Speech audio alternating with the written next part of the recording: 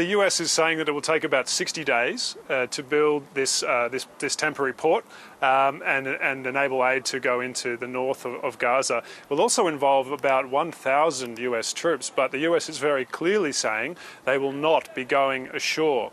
So Israel is going to clearly provide security and logistics support for that port once it's built. It all depends on the cooperation and coordination with the Israeli military.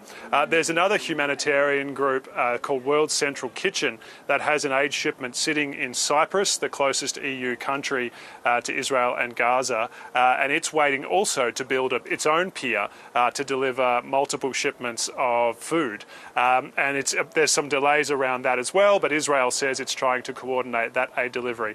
In terms of what impact it will make, it's hard to know because the problem hasn't actually been, over the past week or so, the problem hasn't been getting food into Gaza.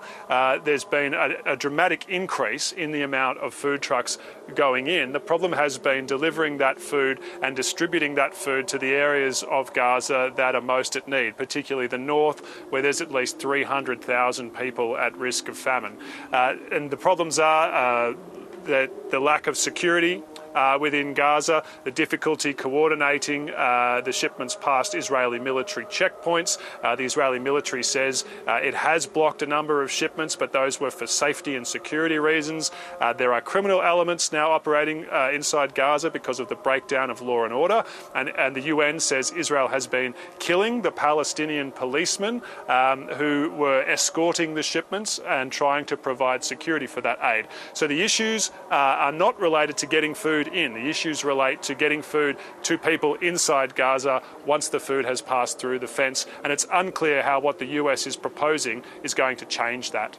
And Eric, meanwhile, what reasons are being given for the failure of Hamas and Israel to reach a truce deal before the start of Ramadan? Yvonne, as you said, Hamas is blaming Israel for it calls for blocking the ceasefire deal. Hamas's demands are a path to permanently end the war, the full withdrawal of Israeli troops and no release of hostages before there's a ceasefire. Benjamin Netanyahu, the Israeli Prime Minister, called those demands delusional, and Israel didn't even send its delegation to the latest round of talks in Cairo, the Egyptian capital. So the Israeli negotiators weren't even present, although Egyptian officials were apparently on the phone to them, relaying some of the talks they were having with Hamas.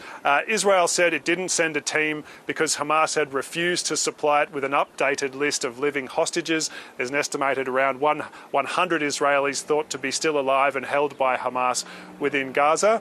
But experienced negotiators told me that Hamas has never provided that level of detail in hostage negotiations before, and Israel was being unrealistic to expect it, let alone to make it a key demand for the talks to proceed. So there has been little material progress to show for the ceasefire negotiations, and that hope of reaching one before the start of Ramadan appears to have failed. Well, Israel has struck one of the largest residential towers in the city of Rafah. What can you tell us about this? So over the weekend, Yvonne, Israel hit a 12-storey tower called the Burj Al Masri, the Tower of Egypt. It's one of the biggest residential buildings in Rafah, which is probably the least built-up city inside Gaza. It's quite close to the Egyptian border, about half a kilometre. It's one of the landmarks of Rafah when you look at the skyline there. There's no injuries reported because Israel let the residents of the tower know it was going to strike it. It's not clear why Israel struck the tower, but it of course played into the fears of the people in Rafah that an Israeli offensive against the city is imminent. Israel maintains it will need to go into Rafah. The Israeli Prime Minister Benjamin Netanyahu called it the last stronghold of Hamas and said Israel must resist international pressure to stop its offensive inside Gaza. The problem is, of course, the fact that there's more than 1.5 million displaced Palestinians sheltering inside Rafah. It's the last remaining area for aid distribution. It's the main base for humanitarian operations inside Gaza. It's the only area that's not under the effective control of the Israeli military inside the Strip. So it's incredibly problematic to contemplate an active offensive inside that area with so many people crammed inside there. And the UN, in fact, warned warned Israel not to go ahead with that offensive, saying it would lead to the massive loss of Palestinian lives.